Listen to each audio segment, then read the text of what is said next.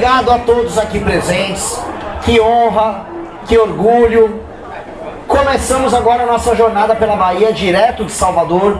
Novamente, que orgulho, que felicidade. E começo já pedindo desculpas a vocês por ter pedido voto no bosta do Sandro Filho. Peço desculpas aqui a todos.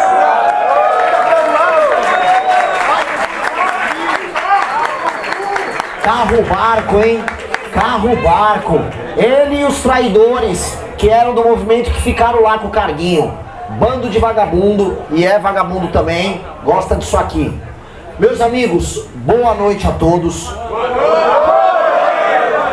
Estamos agora, quem diria, às vésperas de bater os tais 10%.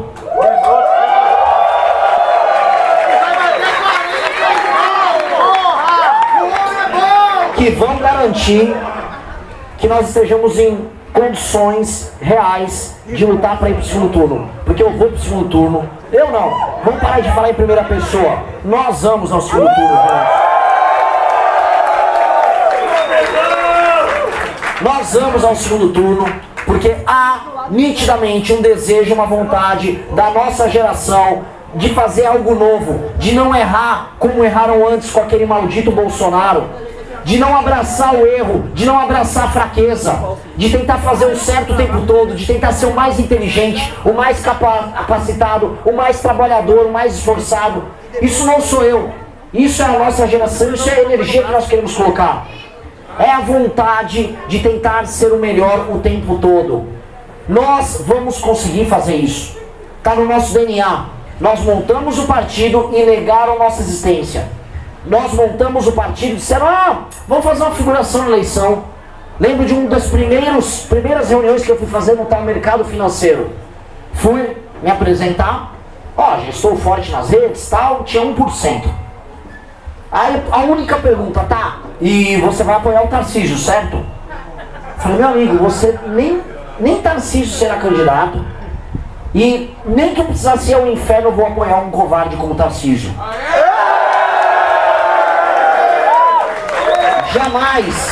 Jamais. Eles não entendiam o material que nós somos feitos. Eles achavam que tudo é aquela maldita estratégia, a troca de favores, a se colocar no jogo para ganhar uma posição e depois vender dificuldade no segundo turno. Quando eu falei para eles, nós viemos para ganhar, eles ficaram, legal, boa. Eu me lembro, uma das primeiras entrevistas que eu fiz na Jovem Pan. Tentem lembrar dessa entrevista. Lá na entrevista disseram o seguinte, Renan, mas você faria o governo, né, numa hipótese, né, do Tarcísio ou os outros ganharem? Eu falei, jamais. Mas veja, eu poderia me compor com eles. Talvez o Tarcísio ou o Zema poderiam vir trabalhar no meu governo. Isso foi em outubro ou novembro do ano passado e o jornalista riu. Eu falei pra ele, por que você tá rindo? Nesse instante, Tarcísio sequer candidato e Zema já ficou lá para trás. Então as risadas ficaram para trás também. Então primeiro eles riram da gente, trataram como piada. Aí o louquinho do Renan, né? Eu falei, não estou entendendo. Não entendendo a graça. Virou um ano, começamos a crescer. E de piada, atingimos aquele status vencedor em que somos agora uma ameaça fascista. Salva de palmas para a ameaça fascista.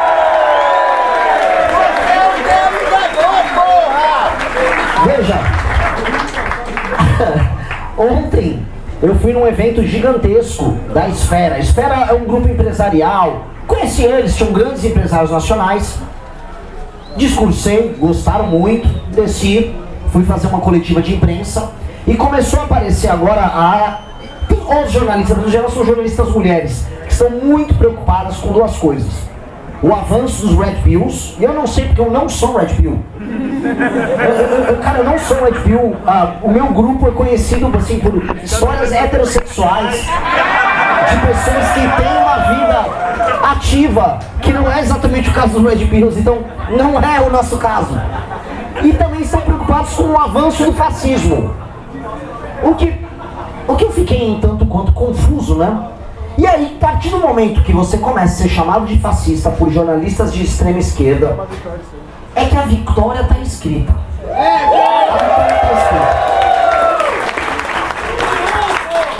A jornalista da Folha... Alguém aqui já leu algum fragmento do livro amarelo? Quem já leu, levanta a mão. Maravilhoso. Pois bem, não há nenhuma parte que fale sobre anarcocapitalismo. Nós não somos anarcocapitalistas. A jornalista da Folha passou por um intelectual da Federal do Rio de Janeiro. Aquele intelectual foi muito claro. Olha, o livro amarelo, ele é tomado de anarcocapitalismo, discussões de raça e gênero e não sei o quê. E não há absolutamente nada, zero sobre isso. Mas eles publicaram e queriam deixar muito claro que fazia parte agora de um movimento neofascista. Falei, cara, a história ela vai se repetindo. Igual a... Exatamente. Igual com o Milei, foi com o próprio Bolsonaro. Todas as declarações já vão nessa linha. Uma jornalista me parou. Mas... E os corpos mortos no Rio de Janeiro? Foda-se! Foda-se!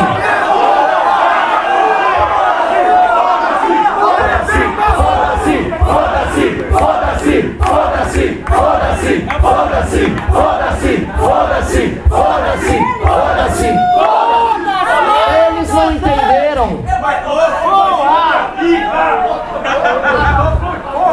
Eles não entenderam que se eleito, aquela cena vai se repetir, caralho! Será multiplicada, ela não será repetida. E seremos democráticos. Seremos democráticos. Isso vai acontecer aqui na Bahia também.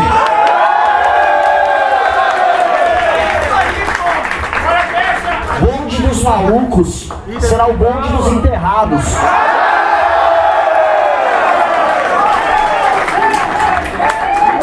Nós vamos destruí-los a todos. Não sobrará facção nenhuma. Seus líderes mortos ou presos pro resto da vida. É isso. Então, se eu vencer, o recado para os jornalistas assustados é que o povo quer isso.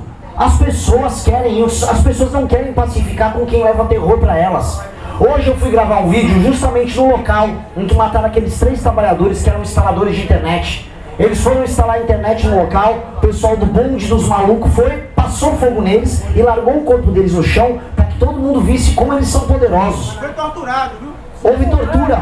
Ou seja, entendam uma coisa, o bonde dos malucos, morrer tá no lucro. Tá no lucro. Porque o que deveria acontecer com esses caras, eu não posso falar por motivos de lei eleitoral. Torturado! Eles precisam ser mortos. Nós não temos que ter, nossa palavra não tem que fazer curva, nossa palavra tem que ser reta como uma flecha. O que o Brasil quer com eles é matá-los a todos, é destruir a todos.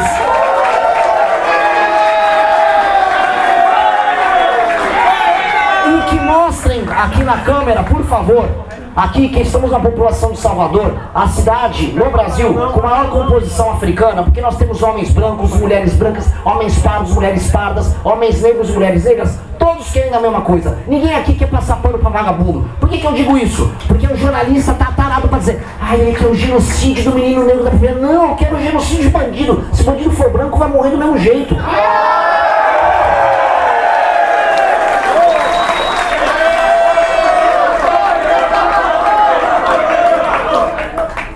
Óbvio. Outra coisa que vieram falar, mas isso é populismo. Não, isso é política pública baseada em evidência. O aumento da pena e a sensação de que pode ser pego, de acordo com a literatura internacional a respeito, tem um efeito de dissuasão sobre aquele que comete o crime enorme. Então nós vamos destruir o crime organizado, vamos aumentar as penas e aumentar a efetividade do Estado em pegar os bandidos. Aí o cara que tem aquela vocação em ser bandido vai pensar 2 vezes em ser bandido.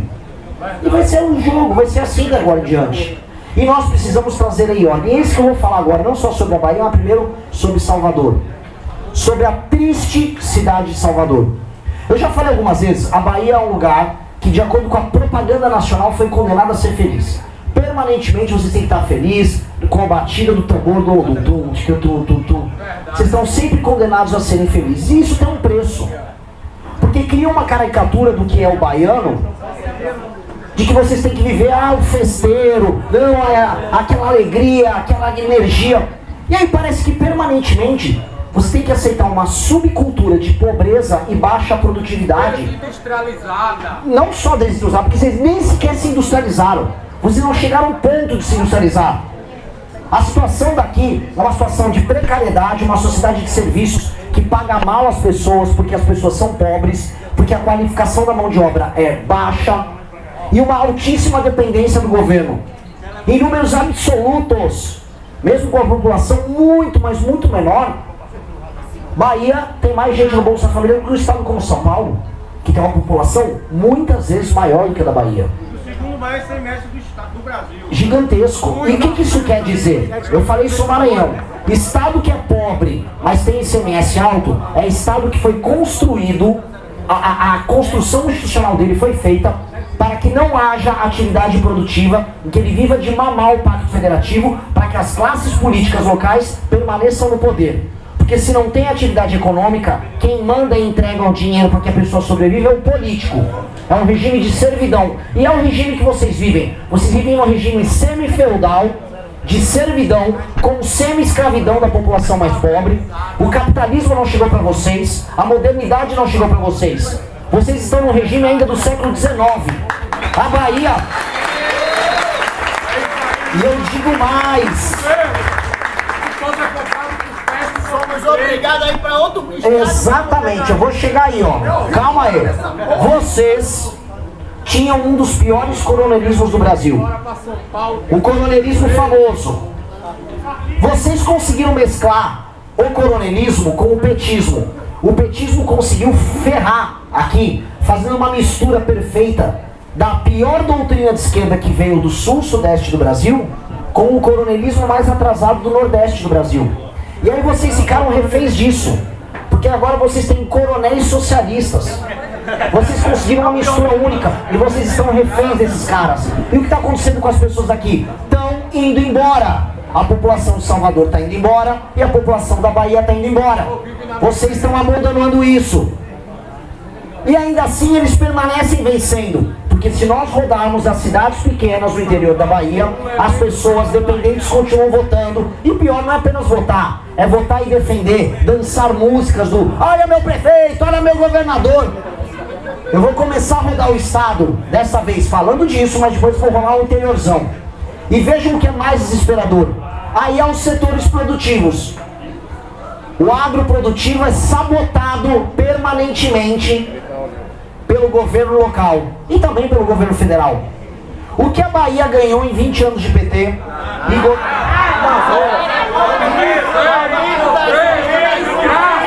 Aumento dos crime organizado, facção, favela.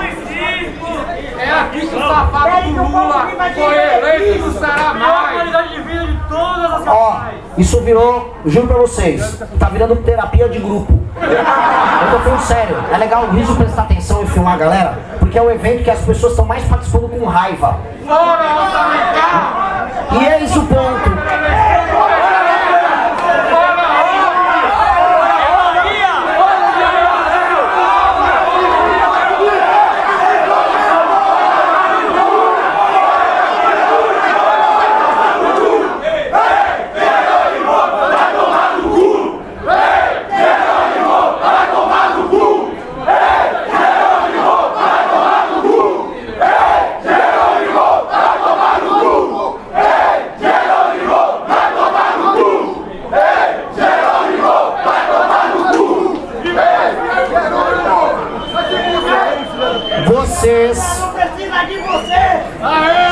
Nós precisamos, de maneira bem clara, começar uma reação aqui.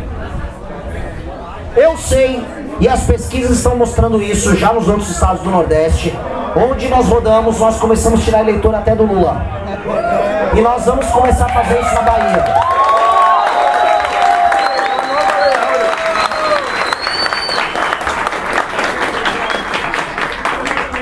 Não só aqui em Salvador, mas em todo o estado, nós precisamos começar a despertar, especialmente os mais jovens, para a vingança contra o PT. Há uma vingança que nós precisamos fazer. Eu vou fazer o que os outros candidatos de direita não fizeram, que é rodar o interior, ir nas cidades tomadas por eles, visitar as rádios que são muitas vezes compradas por eles, fazer o que nós já fizemos no Ceará, o que nós já fizemos no Rio Grande do Norte, o que nós já fizemos em Pernambuco, o que nós fizemos no Maranhão, faremos também na Bahia. E vamos começar um fenômeno, que é esse fenômeno que nós estamos vendo aqui. É um despertar. As pessoas estão despertando. E o despertar de vocês é fundamental. Porque nós iremos ao segundo turno e, virando os votos da Bahia, nós ganharemos o segundo turno. Nós ganharemos.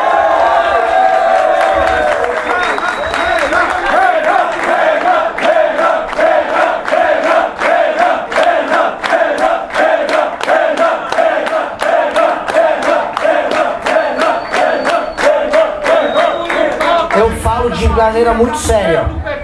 Falo de maneira muito clara. Ninguém entendeu qual é o nosso caminho da pré-campanha.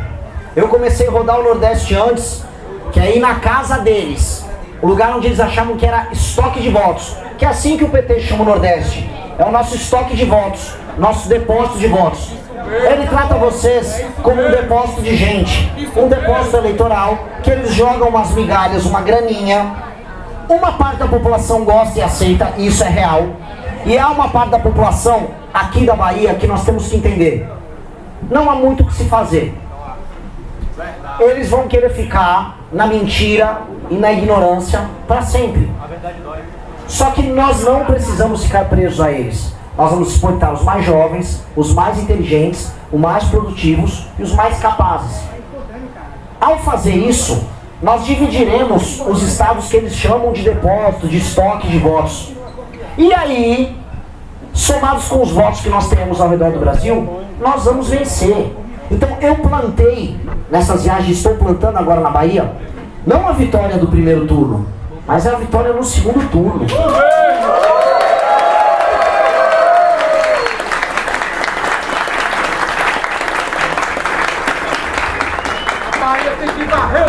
A desgraça da Bahia. A pesquisa Nexus nos mostrou de maneira muito clara que eu sou o único pré-candidato que consegue retirar votos do petismo, do bolsonarismo e de quem votou nulo na última eleição.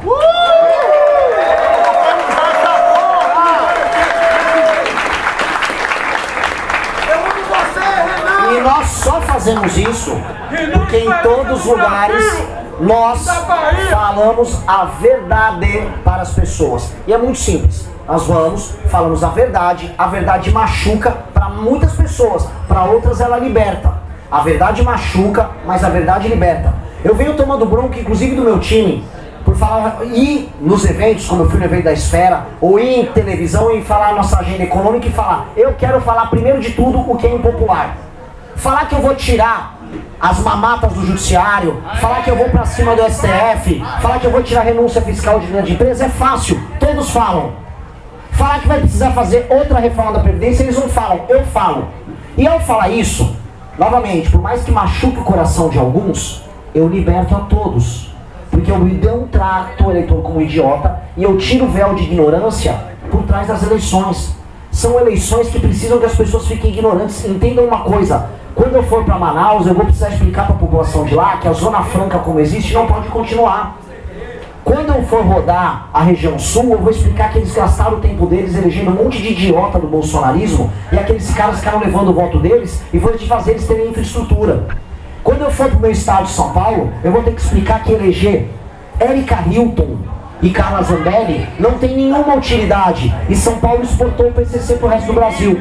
Ao falar a verdade, nós libertamos as pessoas da ignorância e despertamos os melhores, porque o remédio que nós teremos que tomar para salvar o país é amargo. Não existe tratamento simples, não existe ir para UTI e ficar tomando sorvete. O Brasil está na UTI, vai doer, mas você precisa de um melhor médico possível e um tratamento mais corajoso para salvar essa porra. E é assim que nós vamos fazer.